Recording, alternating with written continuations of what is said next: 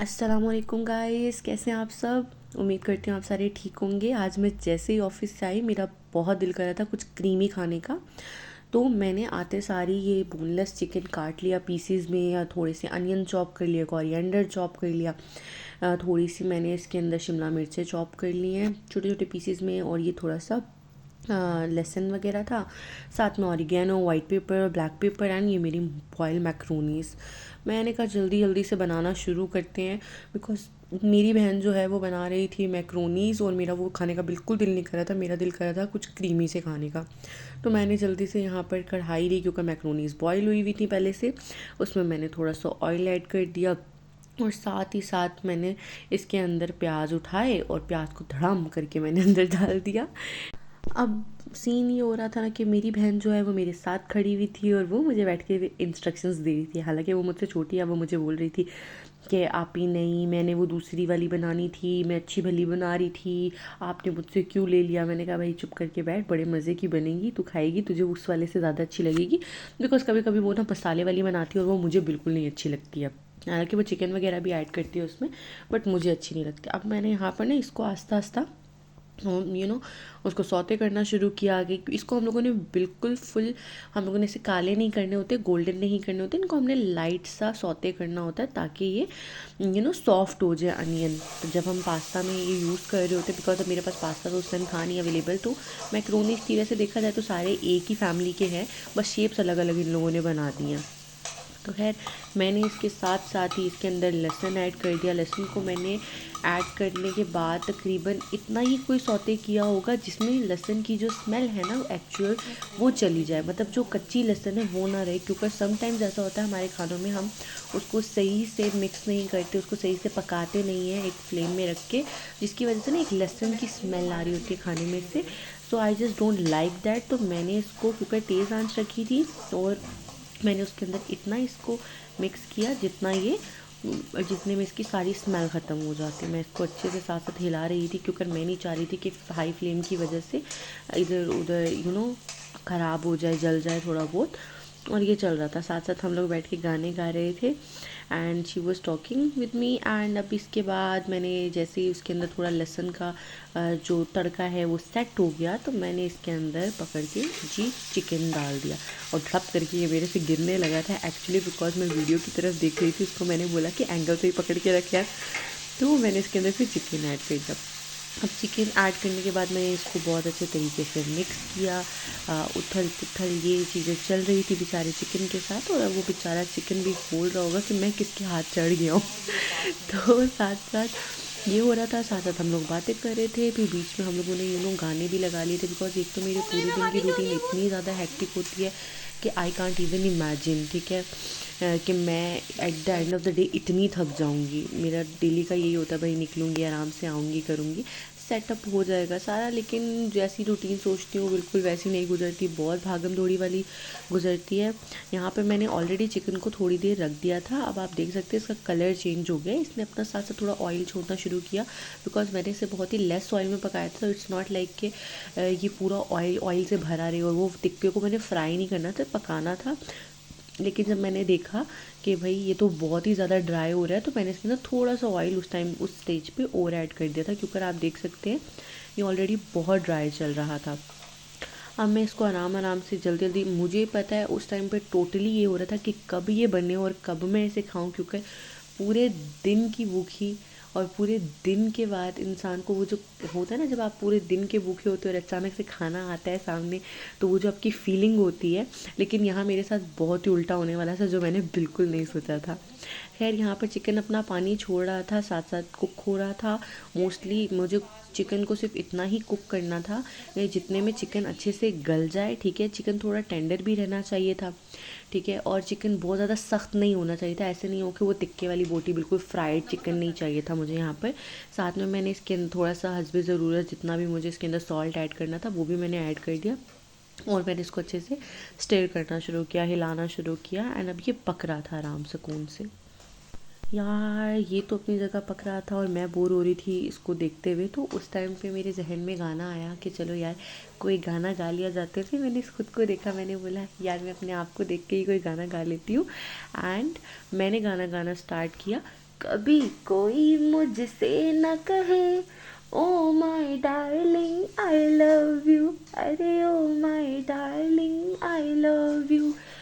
बेचारा चिकन भी कह रहा होगा कि मैं किसके हत्थे चढ़ गया हूँ। और एक तो ये चिकन गलने का नाम नहीं ले रहा था, बिकॉज सिलेंडर पे पकाना is just like a big task, क्योंकि सिलेंडर में आप जितना भी फ्लेम हाई कर लो लेकिन वो फिर भी थोड़ी स्लो कुकिंग होती है एज़ कम्पेयर टू आप चूल्हे पे करो, और यहाँ पर गैस का इशू होता है। साथ ही साथ यहाँ पर अभी मैं डाल रही थी इसके अंदर ऑरिगेनो। ठीक है, मुझे ऑरिगेनो बहुत पसंद है, आई जस्ट लव ऑरिगेनो। कि मुझे तो मेरा बस चले ना कि मैं हर चीज़ में ऑरिगेनो का टेस्ट ऐड कर दूँ। ठीक है, स्पेशली चाइनीज़ में मुझे बहुत ज़्यादा पसंद है। अब आप यहाँ देख रहे हैं कि ऑलमोस्ट चिकन जो है आप देखिए ऑयल अलग हो गया है और चिकन जो है वो काफ़ी हद तक फ्राई हो चुका है। अब मैंने इसको प्याज और लहसुन के साथ जब फ्राई किया ना तो उसमें वो अंदर तक उसका वो जूस जाता है, लाइक एक फ्लेवर जाता है अंदर। अगर आप चिकन को सिंपली बॉयल करो और फिर मैं इसके अंदर प्याज वगैरह डालती तो उसका फ्लेवर अंदर तक नहीं जाता।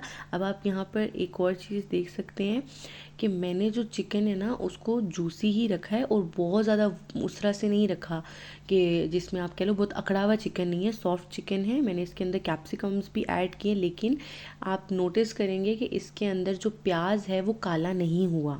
मैंने इस तरह से इसको कुक किया कि ना प्याज काला हुआ है, क्योंकि प्याज काले होने के बाद उसका एक अलग ही फ्लेवर आने शुरू हो जाता है जो कि पास्ता में बिल्कुल अच्छा नहीं लगता।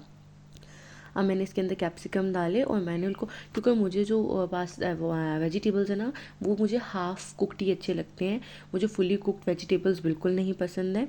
और मुझसे कोई बंदा ओपिनियन मत ले कि भाई ऐसे नहीं ऐसे होता है, आप बता सकती हैं ये है, या मुझे कोई सजेशन नहीं दे कि ये ऐसे नहीं ऐसे कुक होता है, because I cook this way and it is so yummy when I taste it. और अब आप देख सकते हैं इसको गौर से क्लोज़अप में दिखाती हूँ आपको कि ये ऑलमोस्ट हाफ़ कुक्ड हो चुका था। ठीक है, अब मैं इसके अंदर सोच रही थी कि अब इसके अंदर जल्दी जल्दी मसाले डालो और ख़त्म करने वाला काम करो, तो मैंने वाइट पेपर लिया, मैंने डाला। एक्चुअली इस पर ना फंस ही गया था, वाइट पेपर निकल ही नहीं रहा था, ये न्यू डब्बी थी इसकी, और वो मैं बड़ी कोशिश करी थी कि प्रॉपर निकले लेकिन वो बहुत थोड़ा थोड़ा निकल रहा था। बहुत बहुत ज़्यादा मुशक्क़त मेहनत के बाद वो फाइनली ना निकलने शुरू हुआ और मैंने इसके अंदर डाला। अब ये आराम आराम से डल रहा है, मैं धस धस धस धस धस धस करके इसके अंदर डाल रही हूँ कि भाई तू डल जाओ अंदर प्रॉपरली। खैर मैंने इनको अच्छे से मिक्स कर लिया है अब, और साथ में मेरी बहन खड़े हुए तमाशे देख रही थी मेरे कि मैं ये क्या कर रही हूँ, किचन में मैं खाना बना रही हूँ या मैं कुश्ती लड़ रही हूँ। बट आई नो जब एंड रिज़ल्ट आएगा तो मैं ही पास होंगी, I know that. Okay so अब यहाँ पर मैंने क्या किया कि जब मैंने इसके अंदर वो वाइट पेपर वगैरह ऐड कर दिया तो मैंने इसके अंदर थोड़ा सा काली मिर्चों का पाउडर भी ऐड किया मैंने। पहले मुझे लगा जब मैंने एकदम ये पैकेट खोला ना, आई वाज लाइक ये बहुत ही ज़्यादा डल गया यार, जैसे ही मतलब मैंने अंदर डाला, लेकिन बाद में रियलाइज़ हुआ कि नहीं यार इतना भी नहीं है। अच्छा वैसे पास्ता के अंदर ना कोई और वेजिटेबल नहीं डालनी थी मैंने, लेकिन इट्स जस्ट दैट मैंने बताया कि मेरी बहन मैक्रोनीज़ बना रही थी तो उसने ऑलरेडी चीज़ें काफ़ी बॉईल करके रखी हुई थी, तो आई जस्ट थॉट कि चलो ठीक है घर के लिए ही बन रहा है, अपने लिए बन रहा है, कौन सा मैंने बाहर जाके सर्व करना है, तो मैं इसके अंदर ये भी थोड़ा बहुत ऐड कर देती हूँ। तो थोड़े से मैंने मटर इसमें डाल दी और थोड़ी सी गाजरें ऐड कर दी just for the flavour, just for the stake of flavours. Okay, normally pasta के अंदर ये सब चीज़ें नहीं डलती हैं और एक्चुअली मेरी मम्मा को बड़ी पसंद है। अब आप यहाँ देख सकते हैं, हाँ ये हमारा देसी नुस्खा, वो देसी आदतें, ऐसे हाथ मार के चेक करना ओ फ्लेवर तो पूरा है या नहीं, और फिर मुझे रियलाइज़ हो गया हाँ भाई नहीं है, थोड़ा नमक की ज़रूरत है इसमें, और मैंने इसके अंदर नमक ऐड करना शुरू कर दिया एंड मैंने इसको दोबारा हिलाना फैलाना शुरू कर दिया आराम सुकून से। अब मैं सोच रही थी बस कब कैसे ये बन के मेरे सामने आ जाए, तो साथ ही मुझे गाना भी याद आ गया, कैसे जीऊँगा कैसे बता दे मुझको ओ हमनवा,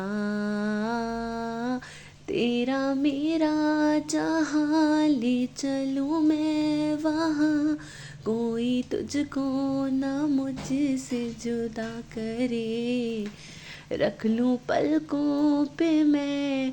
अल्लाह मैंने तो उसके अंदर मैक्रोनीज डाल दी तो खैर इसके अंदर मैक्रोनीज जा चुके हैं, लेकिन एक्चुअली मैक्रोनीज की ना तादाद बहुत ही ज़्यादा कर दी थी इसने मेरी बहन ने, तो अब मैं सोच रही थी कि अभी ये इनकी बचा के इन मैक्रोनीज को मैं क्या करूँगी।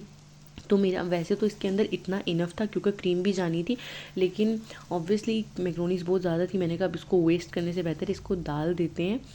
तो मैंने इसको अच्छे से हिलाना शुरू किया। This was the most difficult task क्योंकि कढ़ाई छोटी थी एंड जो हमारी मैक्रोनीज थी वो बहुत ज़्यादा थी। अब आप देख सकते हैं मुझे कितनी डिफ़िकल्टी हो रही है इसको पलटने में। और वैसे मुझे थोड़ा सा माइल्ड टेस्ट अच्छा लगता है पास्ता में, टेस्ट नहीं अच्छा लगता। अब आप यहाँ पर देखें इतने एहतियात से मैं कड़िंग कड़िंग कर रही थी। इट्स जस्ट दैट कि अगर ये ऐसे करते करते गिर गया ना तो मेरी तो बड़ी बेइज्जती हो जाएगी। ऑलराइट, फिर मैंने इसके अंदर जो रिमेनिंग चीज़ें थी ना, जो रिमेनिंग आई मीन टू से कि जो रिमेनिंग हमारे पास मैक्रोनीज बच गई थी वो मैं ऑलरेडी इसमें डाल चुकी थी। ऊपर से ये मैंने इसके अंदर भर के क्रीम डाल दी which wasn't enough, I know, because macaronis ज़्यादा हो गई थी। मैं तो अपने हिसाब से लाई थी कि एक पैकेट इनफ होगा, लेकिन अब फिर मुझे दोबारा जाना पड़ता तो मैंने सोचा एडजस्ट ही कर लेते हैं। लेकिन यार ये इतना टेम्पटेटिंग लग रहा था उस टाइम पे। I am just in love with this, I am in just love with this. और ये मैंने इसको मिक्स करना शुरू किया। अगेन उससे ज़्यादा डिफ़िकल्ट टास्क क्योंकि अब जो बची कुची मैक्रोनीज थी वो भी मैं इसके अंदर डाल चुकी थी और ये मेरे लिए बहुत डिफ़िकल्ट हो रहा था इसको पलटने के लिए। और मुझे यहीं इसी स्टेज पे समझ आ गई थी कि मैक्रोनी ज़्यादा हो गई है, क्रीम कम हो चुकी है।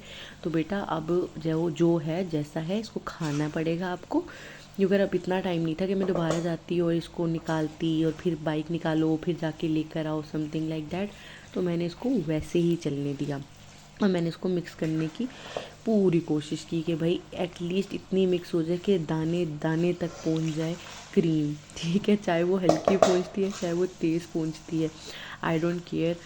और यार यहाँ पर इसकी इतनी प्यारी खुशबू आ रही थी। अब आप देखें पहले मैक्रोनी का कलर डिफरेंट था, बिल्कुल चेंज हो गया। इट मीन्स कि इतनी तो क्रीम थी कि वो एडजस्ट होगी, but not like the creamy one जो वो बिल्कुल लिक्विडिश सी क्रीम आती के साथ में होती है ना, वो वैसी बिल्कुल भी नहीं थी। लेकिन ये था कि टेस्ट 10/10 था क्योंकि क्रीम मैंने पूरे एक एक एंड तक पहुंचा दिया था।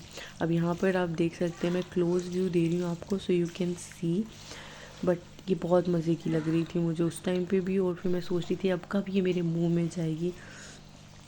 And look at this guys, look at this. I know, मुझे पता है अपनी तारीफ़ करते हुए इंसान अच्छा नहीं लगता। ये इसका फाइनल लुक था, ये बिल्कुल प्रिपेयर हो चुकी थी एंड लुक हाउ डिलीशियस। मुझे तो बहुत कमाल की लगी। और बस इसी के साथ बाय बाय गाइस, मैं जल्दी जल्दी खा कर आती हूँ।